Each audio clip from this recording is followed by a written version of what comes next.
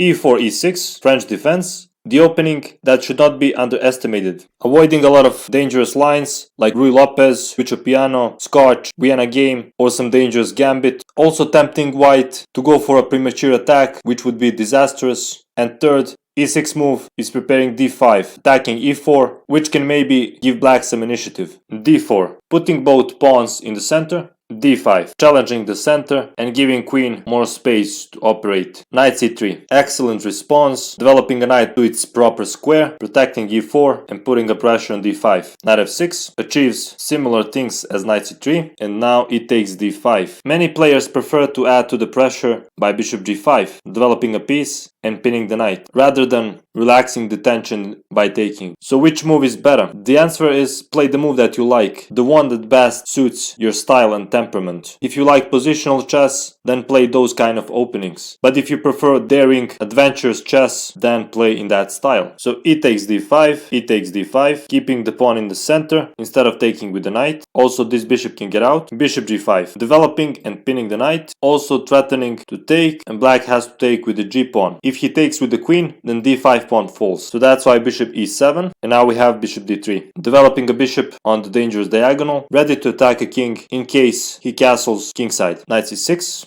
Developing and threatening to win d4 pawn, knight g to e2, developing and protecting a pawn. If knight f3, then bishop g4 would be unpleasant. White would have to play bishop e2, but that would lose the initiative. After knight g to e2, if bishop g4, then f3, and black has to lose time retreating the bishop. Knight b4, so black wants to remove a dangerous piece and also attain bishop pair. Knight g3, now we see the purpose behind knight g to e2. Knight wants to go to f5, which is a great square for the knight, very near the enemy king, ready to attack it. Knight takes d3, mission accomplished, attaining bishop pair, but what is the price? Queen takes d3. Black lost time. He made 3 moves with the knight to exchange it for the bishop. Now the result is that white has 4 active pieces against black's 2. Also white is ready to castle either on the king side or on the queen side. g6, preventing knight f5 but creating permanent weaknesses. f6 and h6, castle. Now king is safe and rook is ready to get into the game. c6, strengthening the center and opening another avenue for a queen. Rook a to e1, seizing the open file and pinning a bishop. The threat is bishop takes f6, castle. And now comes the beautiful sacrifice, which is made possible because white played perfectly and black wasted his time. First by moving his knight 3 times, and second by creating this weakness.